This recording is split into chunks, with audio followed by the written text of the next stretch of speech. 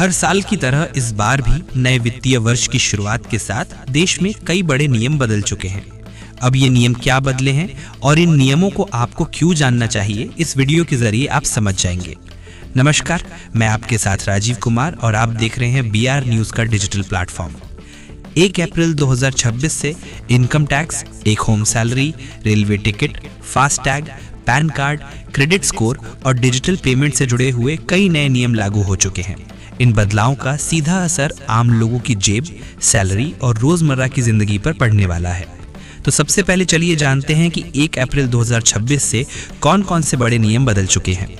Income tax में बड़ा बदलाव कर दिया गया है और इस बदलाव की शुरुआत और इस खबर के साथ ही सबसे बड़ा बदलाव आया आयकर व्यवस्था में। अब देश में नया टैक्स कानून लागू हो चुका है। इनकम टैक्स एक्ट 2025 1 अप्रैल 2026 से ये लागू हो गया और इसने 1961 के पुराने आयकर कानून की जगह ले ली है। इस नए कानून के तहत अब टैक्स वर्ष जो है यानी कि टैक्स ईयर की नई व्यवस्था लागू होगी। पहले 2 तरह के साल हुआ करते थे, एक तो वित्तीय वर्ष और आकलन वर्ष, लेकिन अब ये भ्रम खत्म कर दिया गया।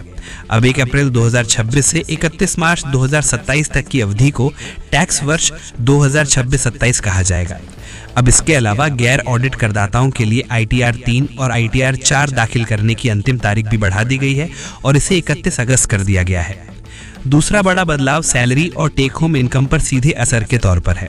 1 अप्रैल से नए श्रम कानून लागू होने के बाद से अब ये संभावना जाहिर की जा रही है कि जो लेबर कोड्स हैं उसके तहत अब कंपनियों को कुल वेतन का कम से कम 50% हिस्सा बेसिक सैलरी के रूप में देना होगा। इस बदलाव के 2 बड़े असर हो सकते हैं। जानकार कह रहे हैं कि कर्मचारियों का PF योगदान बढ़ जाएगा, लेकिन हर महीने हाथ में आने वाली सैलरी थोड़ी कम हो सकती है।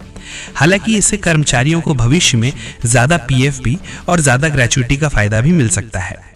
तीसरा बड़ा बदलाव हुआ फास्टैग महंगा हो गया है। अगर आप अक्सर हाईवे से सफर करते हैं तो ये खबर आपके लिए है, क्योंकि national highways authority of India ने फास्टैग के वार्षिक पास की कीमत बढ़ा दी है। अब तक इसकी फीस 300 रुपए थी, जो कि अब 1 अप्रैल से बढ़कर 375 रुपए हो गई है। ये पास गैर व्यावसायिक वाहनों के लिए होता है और इसे देश के करीब 1150 टोल प्लाजा पर इस्तेमाल किया जा सकता है। चौथा बड़ा बदलाव हुआ रेलवे टिकट कैंसिलेशन के नए नियम के साथ, जिसमें इंडियन रेलवेज ने भी टिकट कैंसिलेशन के नियमों में बदलाव कर दिया।